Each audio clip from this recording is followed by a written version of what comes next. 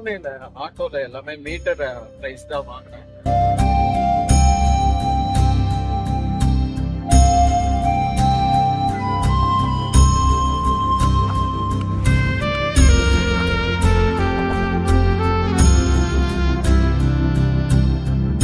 நம்ம இப்போ வந்து ஆகா கான் பேலஸ்ல இருக்கோம். உள்ள போய் பார்ப்போம் எப்படி இருக்குன்னு. ஆகா கான் பேலஸ் பாத்தீங்கன்னா சுல்தான் முகமது ஆகா கான் 3 அந்த மன்னர் வந்து தான் இந்த ஆகா கான் பேலஸை பில்ட் பண்ணாரு. இந்த ஆகா கான் பேலஸ் பாத்தீங்கன்னா 1892 ஆண்டு வந்து பில்ட் பண்ணியிருக்காங்க.